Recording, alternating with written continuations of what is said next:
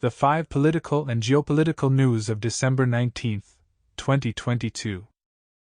China is in the midst of the first wave of a projected 3 waves of COVID-19 cases expected this winter. Ukraine is preparing for possible defense scenarios against Russia and Belarus as Russian troops stationed in Belarus prepare to conduct exercises. The heating was restored in the Ukrainian capital. 9 police officers killed in Iraq by ISIL. Argentina wins the 2022 World. Streets in major Chinese cities were eerily quiet on Sunday as people stayed home to protect themselves from a surge in COVID-19 cases that has hit urban centers from north to south.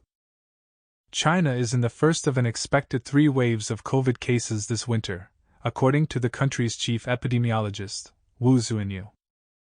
Further waves will come as people follow the tradition of returning en masse to their home areas for the Lunar New Year holiday next month, he said.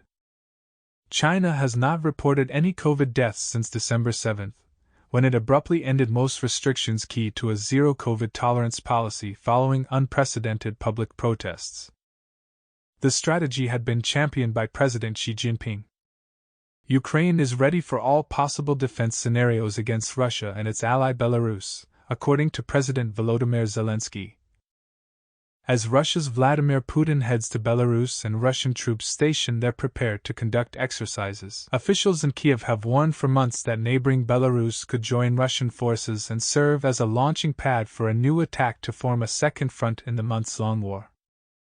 Zelensky made the comments after a meeting of Ukraine's top military command, saying that, "Protecting our border, both with Russia and Belarus, is our constant priority.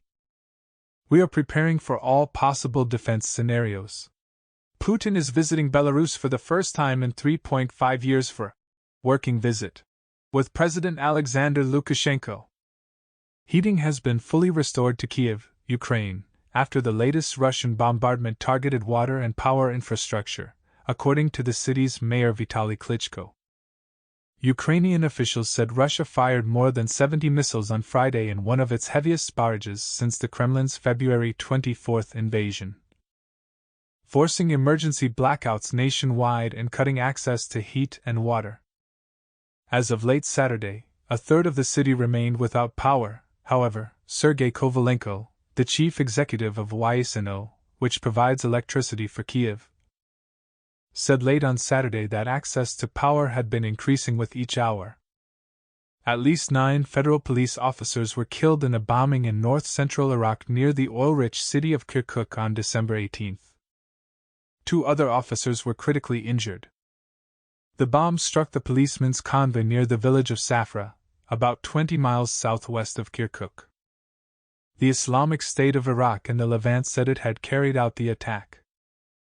ISIL has an underground network of between 6,000 and 10,000 fighters capable of carrying out attacks in Iraq and Syria, according to a United Nations report published in August. In November, an unclaimed attack on a remote military post near Kirkuk killed 4 soldiers. In January 2021, ISIL claimed responsibility for twin suicide attacks in a Baghdad market in which 32 people died. Argentina has won its 3rd World Cup in an exciting final against France, winning 4-2 on penalties after a 3-3 draw.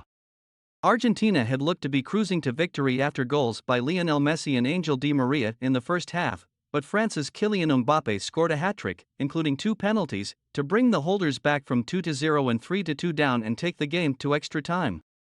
In the shootout, Argentina goalkeeper Emiliano Martinez saved Kingsley Coman's effort and Aurelien Tchouameni fired wide, allowing substitute fullback Gonzalo Montiel to score the decisive penalty and secure Argentina's victory. This marks Argentina's first World Cup win since 1978. Don't forget to share and subscribe.